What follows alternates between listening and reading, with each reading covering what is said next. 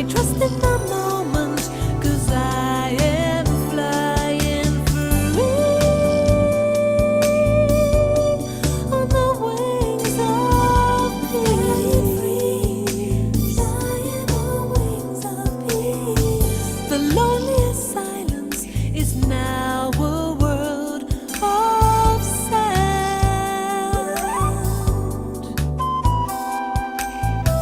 Whatever escaped you is now inside.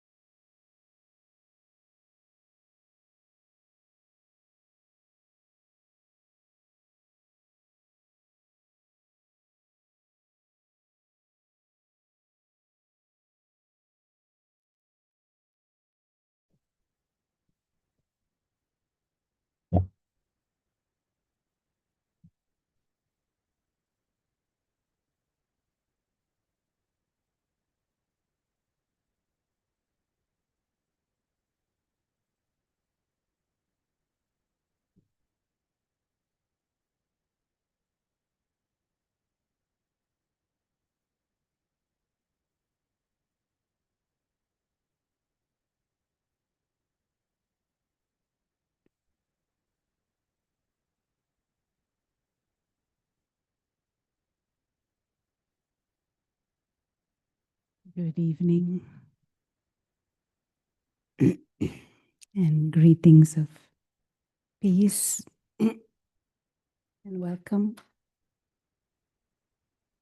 to this June Thursday session.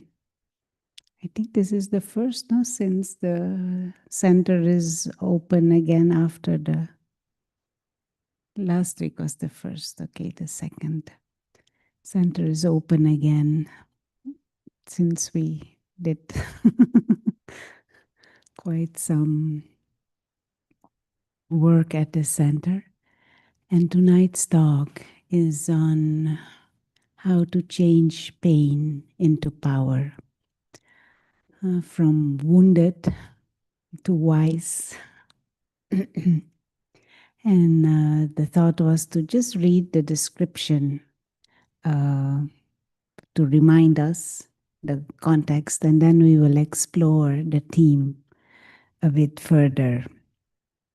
So, from wounded to wise, changing pain into power. Pain is a part of life, but it doesn't have to define us. Let us learn and explore how, through spiritual insights and meditation practices, we can process emotional wounds with clarity, with compassion. Explore how suffering can become a source of wisdom and strength.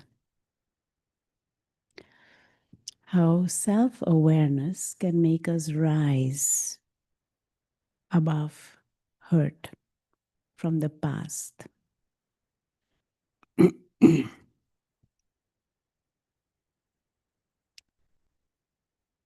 So this understanding that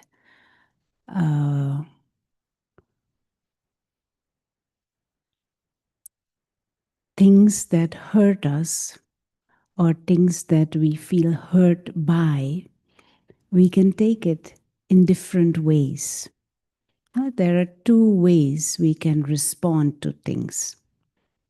We can take it as as an attack, or we can take it as a challenge. We can take it as a fight, or we can take it as a game. In game also there is competition, but in the game spirit, we use it to empower ourselves, motivate ourselves, to make ourselves enthusiastic, to bring out skills. When I take it as an attack, I'm in the defense mode. So let's explore this understanding a bit more. But before we do that, what are the things that can wound us? How do we perceive wounds?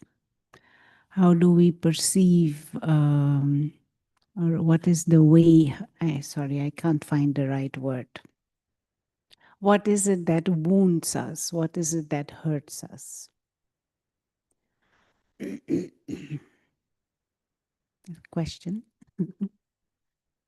What are the things that make us feel hurt? Loss, when we feel we lose something. Can you give example of what we could lose? Someone or something. So you feel hurt because you feel someone is lost, or I have lost something, a possession or a position, it could be. Or maybe you lost health.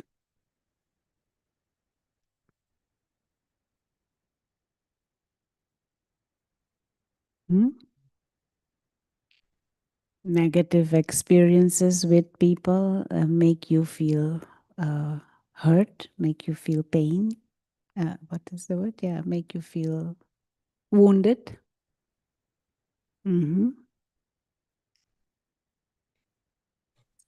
Loss when a family member moves away or a family member passes away. So you feel the loss of that relationship. Person has moved far away into a very different state, far away, and you miss not having them live closer to you. Or loss if some family member dies. I mean, I know it's all, you have to remember their souls and they've gone on a journey, but at that time you do feel the loss. You feel, you miss them. And loss, another kind of loss is when somebody manipulates you into getting what they want, but then they don't help you when you need them, or they just are self-centered. Okay, so when we feel we've lost something or someone, any other thing that? Yes, even when someone challenges my against my opinions, something I believe who I am, and I take it as insult or something. When we And it is a big blow. Yeah, when we feel insulted, we are wounded when someone criticizes us, when someone insults us, when someone blames us.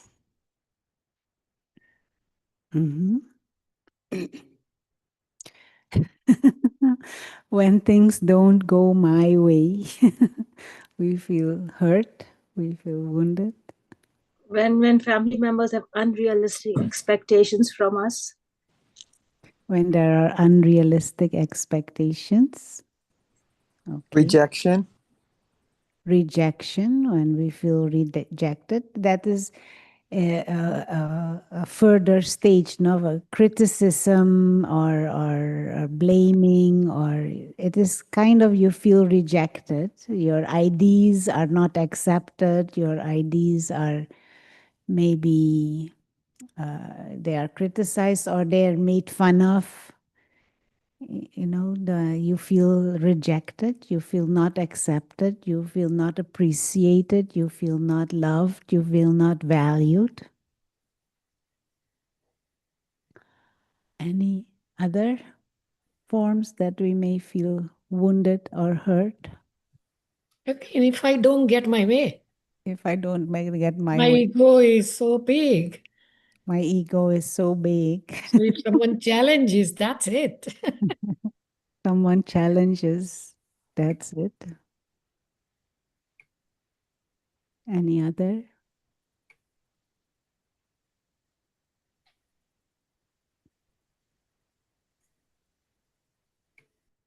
There are no other ways that we feel hurt or wounded?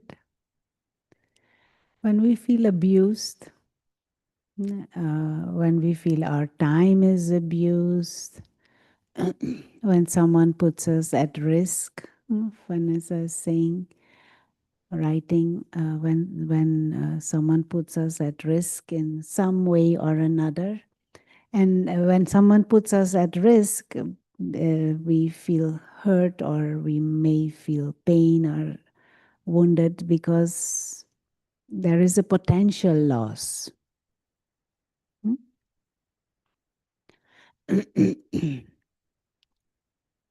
Any other ways? Abuse, one thing is physical abuse, of course, and there is our physical wounds, but also when someone abuses your time, not respects your time, for example, or when someone abuses you in a sense, you overworks you or overworks you unnecessarily. And that is behind there is the sense that we are not respected, we are not valued also. When you're manipulated or you feel manipulated. Yeah, I was mentioning when someone puts us at risk. Rejection. Rejection, that was Judy mentioned that.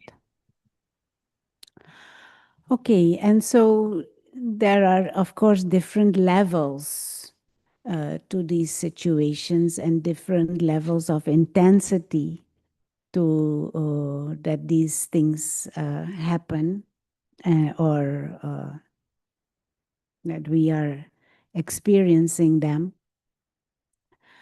And the level of our feeling wounded is also, can also be correlated to the intensity of and the length of time that it has happened or that it continues. Now, how do we respond to things like that?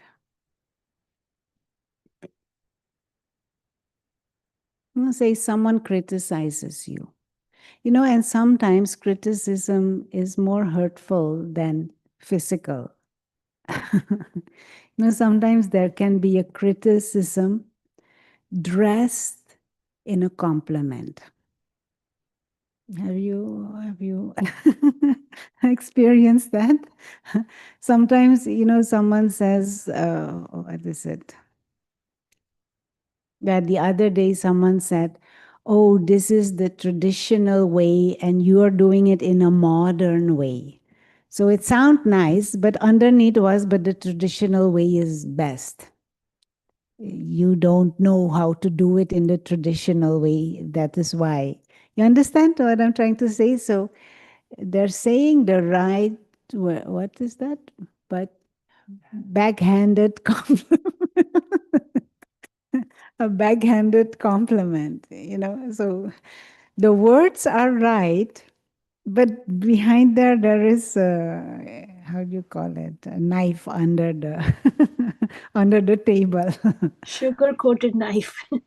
Sugar coated Coated knife. knife. A sugar coated knife. Yeah. So how do you respond to these things? How do you deal with this? Instead, because if we take pain, if we let things wound us, we become weaker. Now, there are many different situations in life, and it is our life. So we can respond to things in different ways. So some sugar-coated knife comes. What do you do with it? Somebody throws a sugar-coated knife at you. What do you do? You don't go stand there and let it hit your heart. The easiest way is to remove yourself from the situation and take a little break and be silent and not to say anything. Just pull back and say, okay, not a time to discuss because we'll be hurting each other's feelings. So I'll just take a break. At least avoid that it hits you. No? Yeah, and if Yes. that means moving away, but sometimes you can't move away. And even if you move away, sooner or later you come back, no? So we have, but this is a immediate, sensible response if you don't have any other way.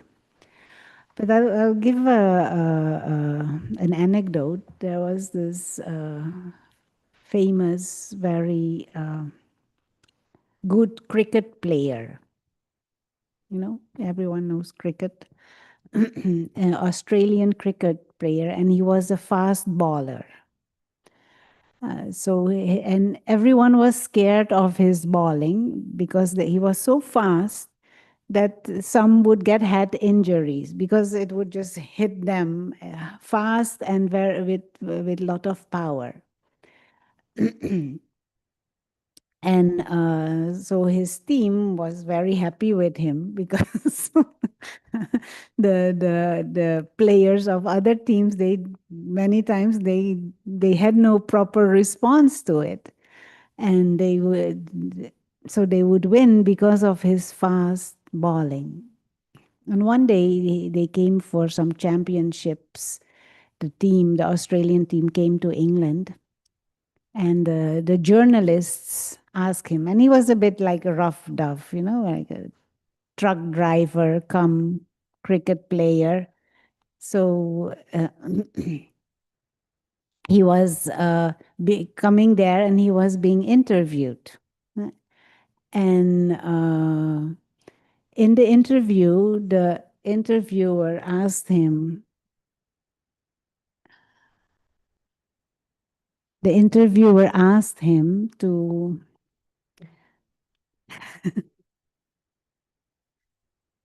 the interviewer asked him, why don't you feel bad? And he said, why should I feel bad? He said, because your bawling is causing so many injuries. And he said something very interesting. He said, I have a ball, I use it.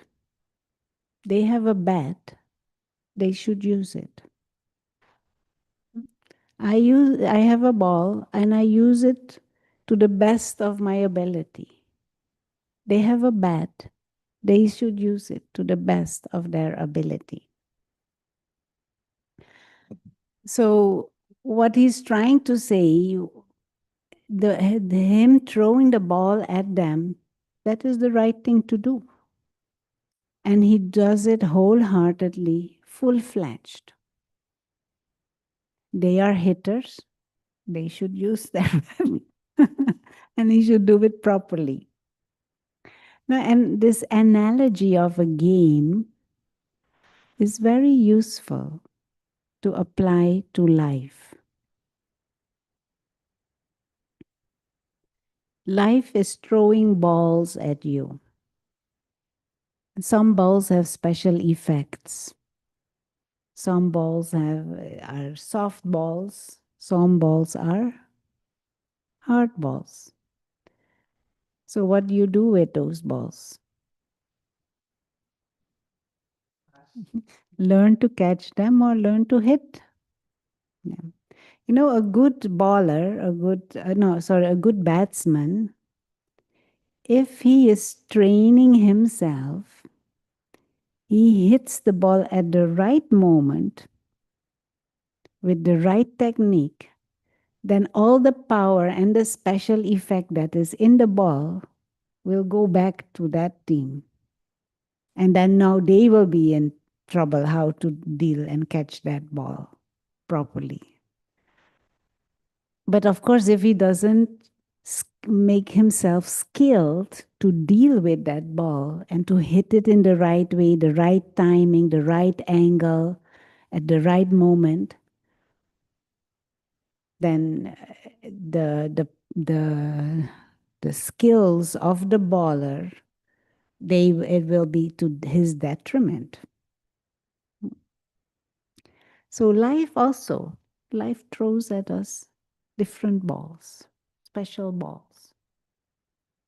And if we take it in this game mentality, game spirit, we can train ourselves to deal with the different situations in a way that is to our benefit, in a way that is empowering us or make us more wise, more experienced at the very least.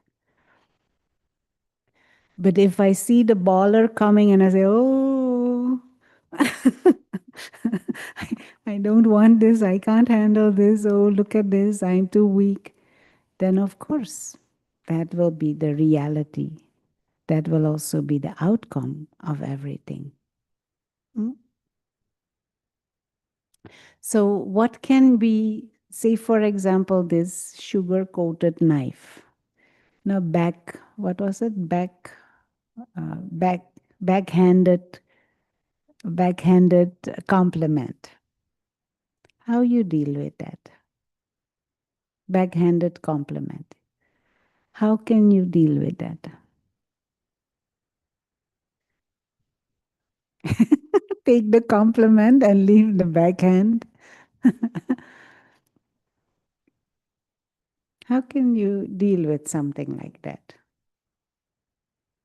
What can be the inner dialogue going on when a ball like that is coming? Acknowledge it. Acknowledge it. Acknowledge it in a way you think of it, you look at it,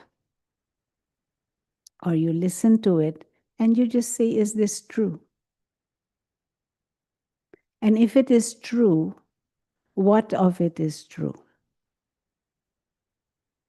So this thing that I was saying, traditional and modern, it is true maybe that that a renewed way of doing things is there.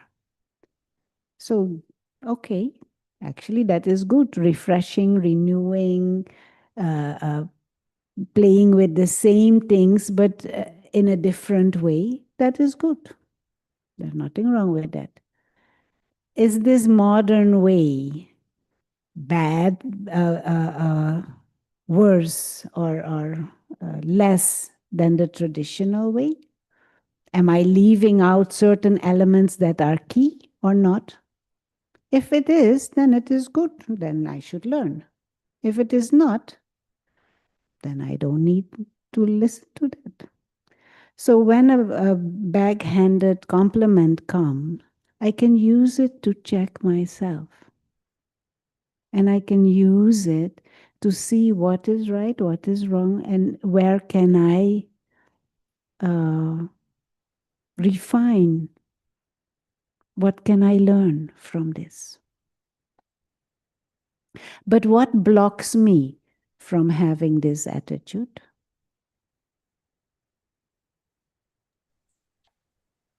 Maybe being oversensitive. And when somebody says you're doing the modern way, and we could say, well, thank you for the compliment. I like to be flexible and change with the times. I have to live according to the times. Yeah, respond to time. Yeah. And let them feel that, yes, you like the compliment. Yeah. Don't let them feel that you didn't like it, or maybe they didn't mean to insult. Maybe they did mean as a compliment. But sometimes not everybody is sharp in responding. No, sometimes you hear things and not everyone can immediately give a sharp answer. Or clarify, because is that a good thing? Sorry? Oh, you're doing the modern way. Then you can ask her, is this a good thing or is it not good? put the question back on her, then she has to clarify right away. So then it's either a compliment or it's not a compliment. Then you're clarifying and putting her in a spot. But deeper behind, it is my insecurity. Understand? It is my insecurity, and it is a lack, not a lack. It is a nudge that I can know myself better and know specialities better. And it is also inner positioning of expectations from others' behavior. Understand? We are expecting others to have manners. We're expecting others to be respectful. We're expecting others to be nice and loving. And if I'm expecting, I'm putting myself in a very vulnerable position. Less expectations, more I can, in a neutral way, hear or deal with things and learn from them. And if it is not true, that's not true, fine. Don't take hurt from something that happened, because we can take hurt from anything. If we are internally insecure. You know, within the spiritual knowledge, there is this other analogy that is sometimes used. A beggar mindset or a prince mindset. You know, prince is like a royal, a state of inner fullness, a state of feeling secure, a state of knowing the self as this complete being and knowing yourself truly. The beggar mindset is a feeling of I have nothing and I need, a needy mindset. And one thing is begging for coins, but another thing is a neediness towards acknowledgement, a neediness for others to behave in a certain way, a neediness for others to show love and respect. You know, if someone is not able to be respectful, whose problem is that? It's their problem, really. No, it's not my problem. But I'm putting myself in a vulnerable position by taking pain from it when they are not respectful. But it is, if they cannot be appreciative of things, whose problem is it? It's an expression of their inner state. But then I take it on as if it is my problem now. And then I use it to beat up myself. You want to say something? No.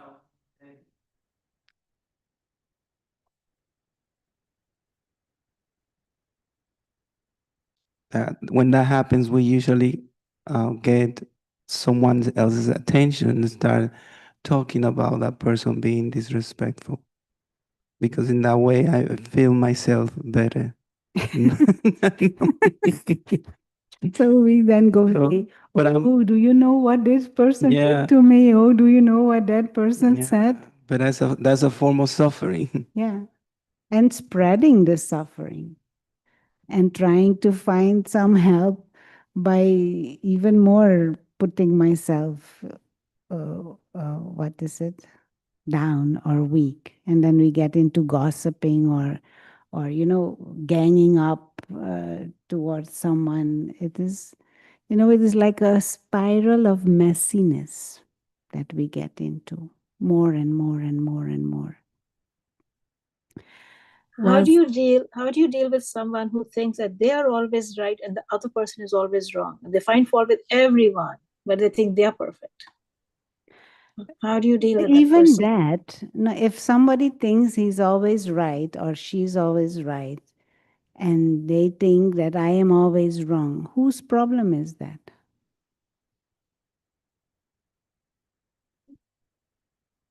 But then they argue and they fight and they want to tell the other person that they expect the other person to always say sorry. Not one person, but everybody. Everybody should say sorry to them because each time they did something wrong. But it is their problem, no? It's not my problem. They So are now how do you creating. handle that person? I mean, if they just want to argue all Yeah, the no, time. what I'm trying to say, how do I handle it? First, I have to be clear in my own head. Whose problem is it? That's They their are problem. having this complicated personality and they are having these complicated relationships. So it is, in the first place, it's their problem. What is my problem is if I cannot handle that. If I have expectations of their behavior, or if I have, for some reason, feeling the need that they have to be different, whether they are or not are, it is their problem. And I should leave that problem there. What is my responsibility is to not make it affect my emotional state. If you think you are always right, it means you can't learn. So you are just, what is the word? You are depriving yourself from learning. You are depriving yourself. I don't want to be like that. I can check. Let me see what is it that I can learn from this. Maybe I'm wrong. Maybe I'm not wrong. And even if I am not wrong, I can always improve. That's fine. But if someone doesn't position themselves like that, they are depriving themselves. So I can look at them with a feeling of compassion, but don't take hurt from it. Mhm. Because if I take hurt from it, I become weaker. If I take hurt from it, I am undermining my own life and my own inner world and my own feelings. But if I have expectations, I'm putting myself in a very weak spot. And we do that all the time. At least I may be exaggerating, but someone who is more experienced than you expect them to behave in a certain way, but they're also on a journey. They're also on a journey. And yes, in many areas you can learn from them, but there are other areas that they also need to learn still or grow or whatever. So why have this?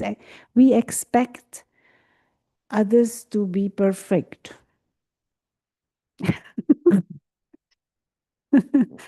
Anyone perfect? Yes. And who gets hurt if I expect them to be perfect? Who gets hurt? I get hurt, no? So they are not really hurting me. It is my own expectations that is making me weak. It's my own expectations and desires and that inner neediness, maybe. That is what is making me weak. My own insecurities is making me weak. And then sometimes we have unreasonable expectations of others.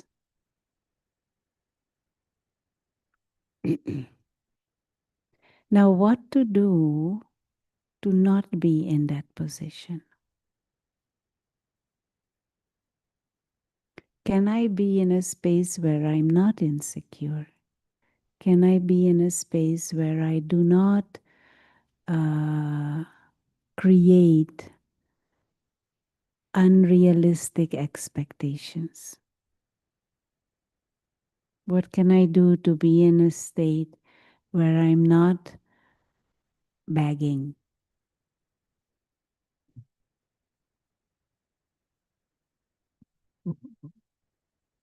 When some situation like that comes, if something that I'd like to think is being prepared for the worst. So before initiating that sort of a conversation with someone, if I mentally prepare myself, okay, this is the worst that can happen, and let me just think through it, then start the conversation. That is very good. So you're preparing yourself mentally for that interaction. You know beforehand it can be sensitive, so you're preparing yourself. What is the worst that could happen? Very good. What else could we do?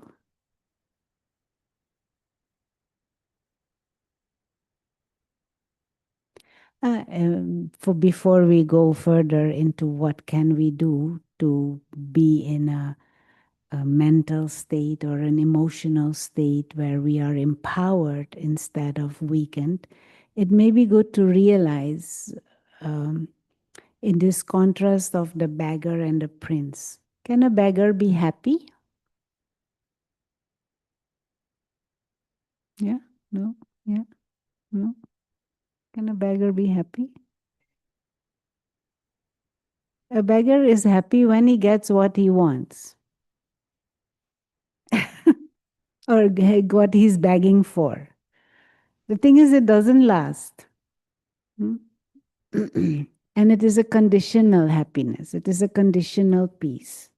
It depends upon the behavior of another, or it depends upon the circumstance.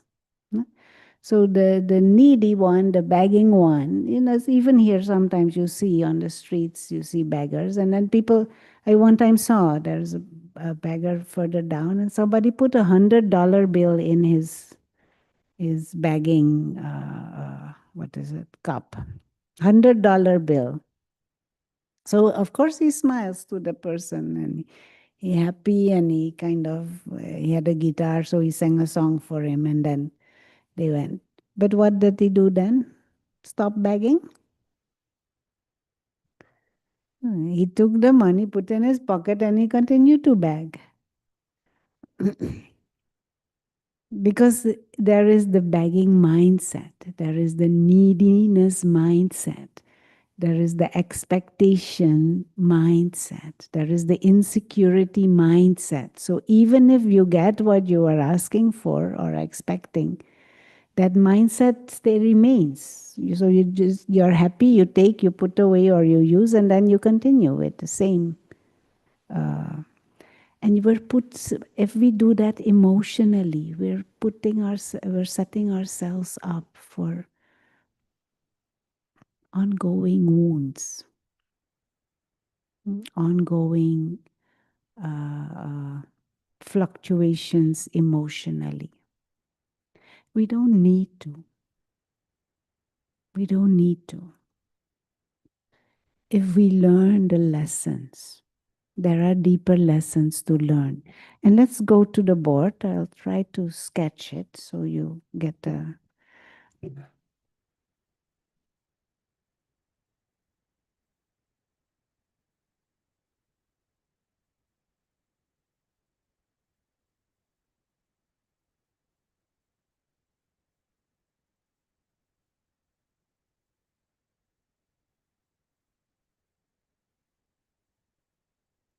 Can you see? Okay.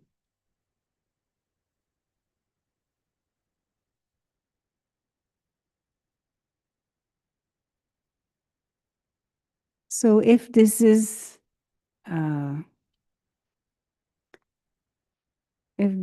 symbol of me, and then there are people around, there are objects around, things around, there are boss, there is your friends and your relatives. There are many things around us. And we define our life as this is me and this is my life. These are my life circumstances. And we get hurt because there is some mismatch here. Boss is not behaving the way I would like. Boss is not behaving the way I expect. So there is uncertainty, there is some, what is it? Anxiety, because there are certain expectations in here about how this has to be. And I can have expectations of my boss, I can have expectations of a country, I can have expectations of my family members, I can have expectations of my friends, I can have expectations of my possessions or the stock market. I can have a mindset where I have all kinds of desires and expectations and needs from all of this. That puts us in a very, very vulnerable position. It puts us in a victim mindset, in a needy mindset, in a beggar mindset. And anything here is in charge to make me happy or sad. Anything here is in charge to make me feel peaceful or to make me feel stressed. Is this a desirable way to be? But this is how we often feel, that we are at the mercy of life. What was it? Saturday? It was like a jail. There are many, many things around us and people around us, but we are like as if in a jail. Because we have somehow created a mindset where we feel this has to be like this has to be like this one has to be like this should be like this should be like this has to be. Then I can feel okay. Then I can feel at ease. Then I can feel in peace. We are as if subservient to everything and everyone in life. And sometimes it may be that everything is exactly right. So I feel good. The prison officers all treating me right. But if one day one is off mood and doesn't give me what I want, I am also off mood. Understand what I'm trying to say? This is, we are as if in bondage, enslaved, subservient to external circumstances. We don't have to be. Not only we don't have to be, we are not made for this. We are not made for this type of life. But we have become used to this. We have started to adjust to this, and we kind of manipulate ourselves and position ourselves in such a way that it creates the minimum friction, as little friction as possible.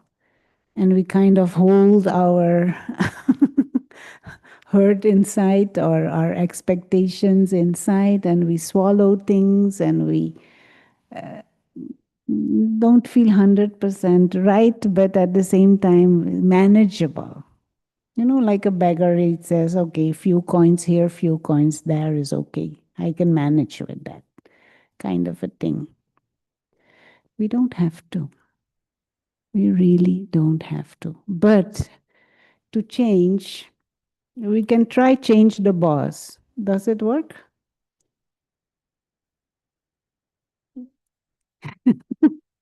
Okay, if we can't change the boss, what we do? We change the job. But job also has another boss. And chances are that there are also some complications with that other one. So we can try to change all of these. But there comes a time when there might not be possible even to change. Or we can change our internal positioning and come to a state where we don't have expectations or minimize our expectations. How can you come to a state where you minimize expectations? Is that possible? Minimize your expectations. Achal was already saying, prepare yourself for the worst. If you prepare yourself for the worst, you're minimizing your expectations. So anything that is beyond the worst, better than the worst, is like extra. It's a gift. Hmm? So that is one way to prepare yourself for the worst. Another thing is, say, for example, if you feel you need apples, you need apples. When can you be in a state that you don't need apples? When you discover that you have plenty apples yourself. You're overflowing with apples, then you don't need apples. You will start giving apples to everybody else. So what is it that we want from all of this? We want some respect. We want some love. We want some peace. We want appreciation. We want some recognition. How about emerging that within yourself and start giving it?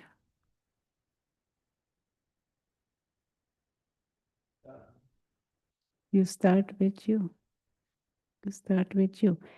And what is beautiful, I feel, about the spiritual knowledge, once we begin to realize our true nature and our true identity. Generally, we think of ourselves in terms of, I am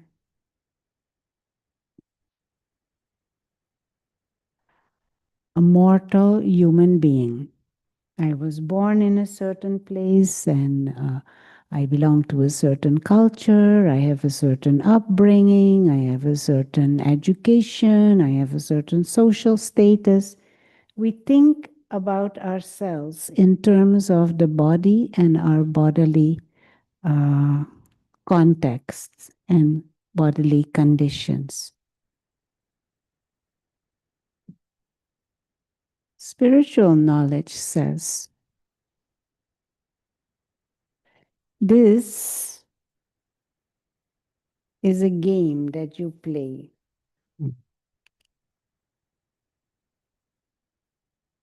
This is a game that you play. And this is your costume.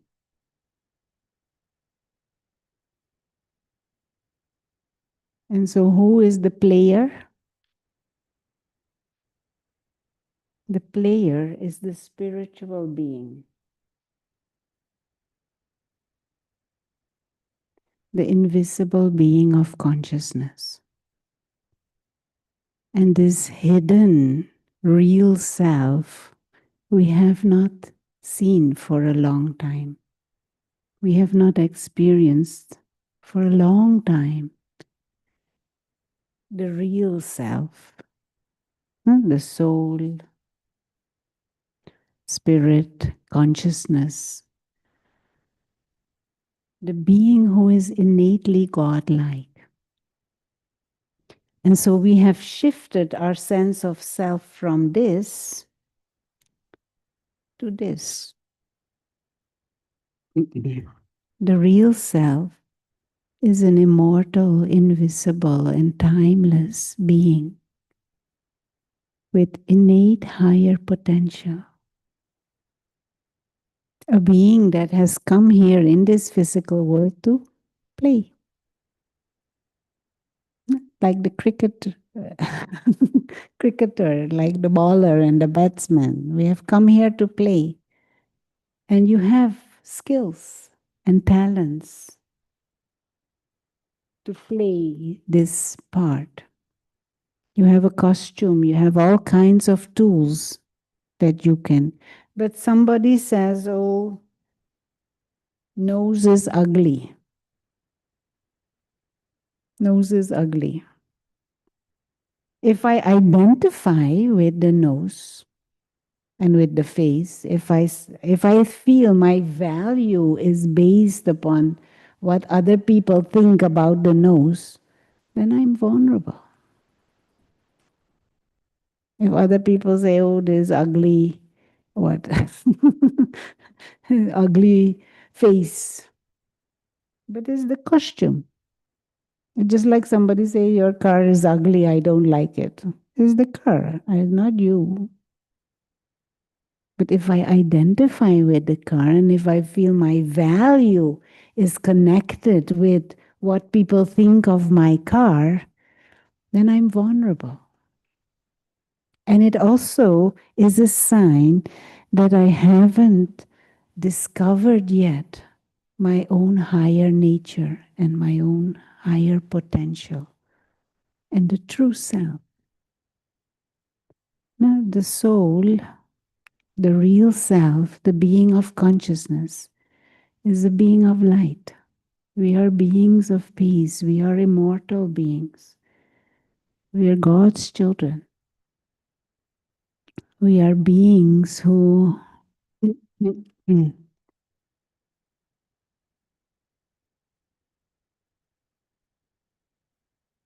are guests and travelers in this body, in this world. And when you have many apples, you're not looking for apples here. When you are experiencing the, what is it?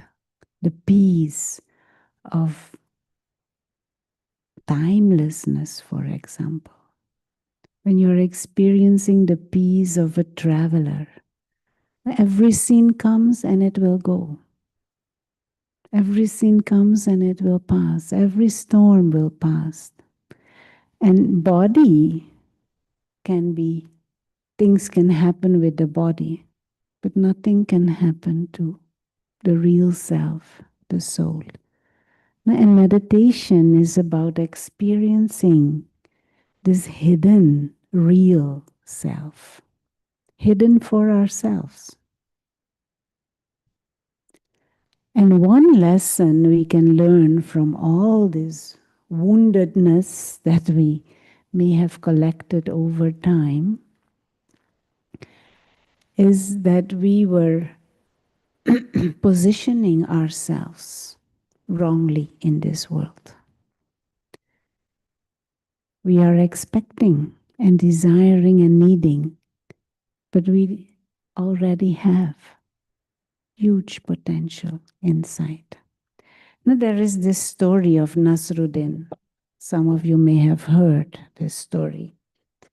Nasruddin is a character from the Middle East, Muslim tradition, and it's a story character, and he's shown as a wise man, but he has a little bit a funny streak in his wisdom. So one day, Nasruddin lost the key to his house. And he's searching on the street, under the street light. And his neighbor is asking him, what are you doing? He says, I'm searching, I lost my key. I'll help you. So both are searching, half an hour, they can't find the key. So at some stage, the neighbor asked him, where did you lose your key? And he said, in my bedroom. In your bedroom? Then why are we searching here out on the street? He said, don't you understand? There is light here. My bedroom is dark. It's easy to search here. But where will he find his key? In the bedroom. Why? Because that's where he lost it. That is where he lost it. Now, we did not lose our happiness in other people. We did not lose our peace on the beach. We did not lose love in alcohol or traveling. We lost it inside here. Our own potential to love, we haven't emerged it. We haven't allowed it to grow because we continue to look outside and ask and beg and expect. No, one time we were in this. This is in the Caribbean, one of the islands. And one of my friends, every day when she drives to work, there's a certain area traffic light that she passes, and there is a man begging there. He has a half, what is it, an amputation of the thigh.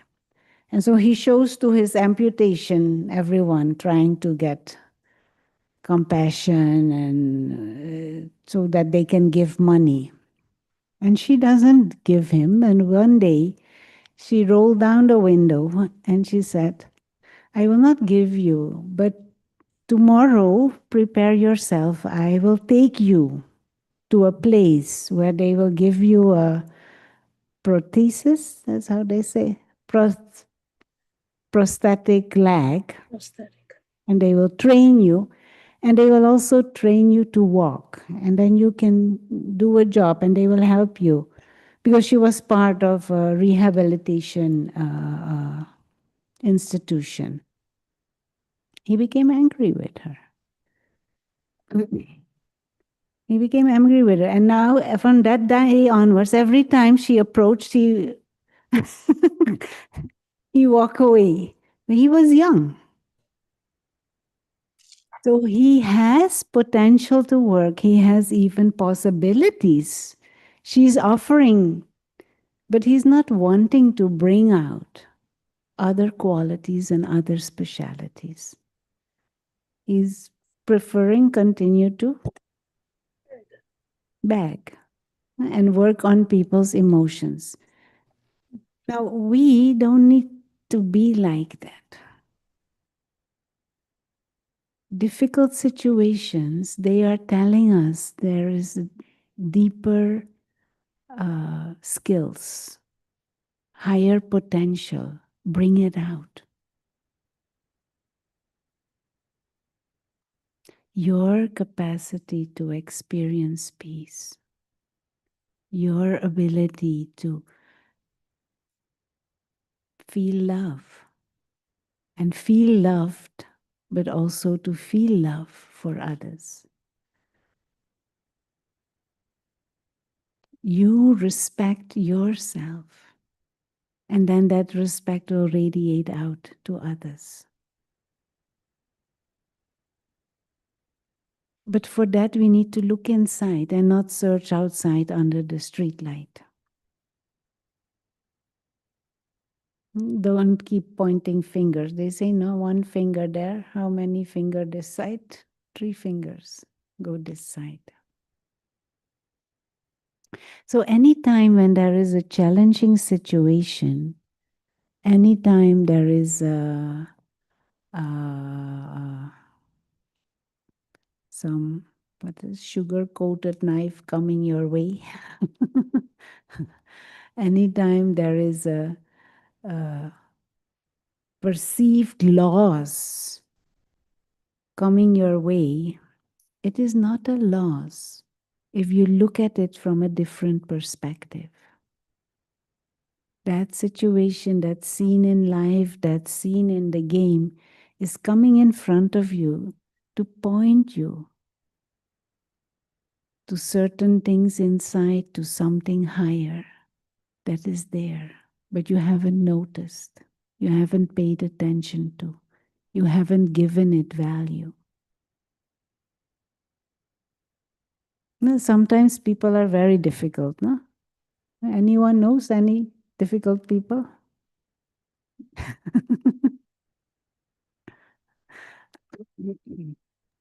We all have them in our family. People have difficult people in the family.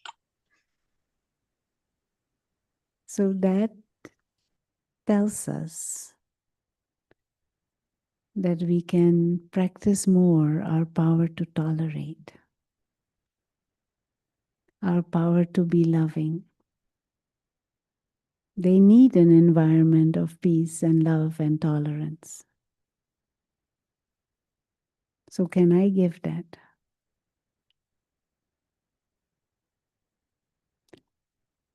Let's take a minute of silence and reflect, and then we'll close.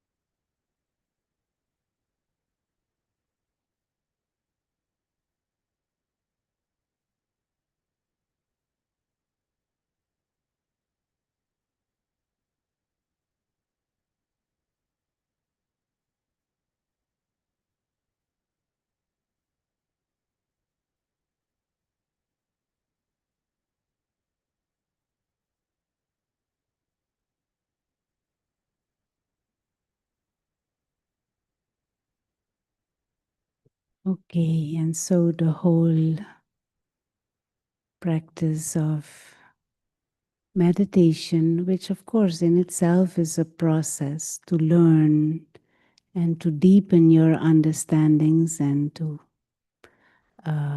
practice meditation. There is a course for that, a course of 7 sessions. So if you have interest to deepen that, I would advise to do that. But that is the method to strengthen this awareness, to revive your higher nature, revive the awareness of the true self and your spiritual potential, so that you can be not a beggar or in the beggar mindset, but in that royal state of inner fullness. Then you're in life not to take, but you're in life to give, to share. You're not here expecting, demanding, desiring, needing, but you're here to offer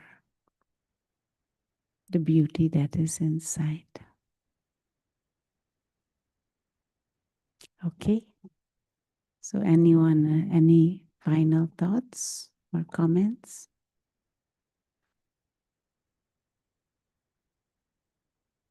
No? Then thank you and see you again.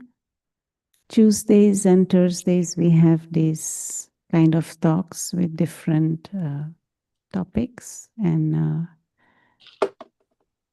I am not sure. I think July 12th is a course is starting, and there is a mini retreat also, a meditation mini retreat in July. So Is it on Zoom on Tuesdays also? yeah, Tuesdays is also On one. Zoom? Yeah. Same time? Yeah. Okay. Thank you. Good to know.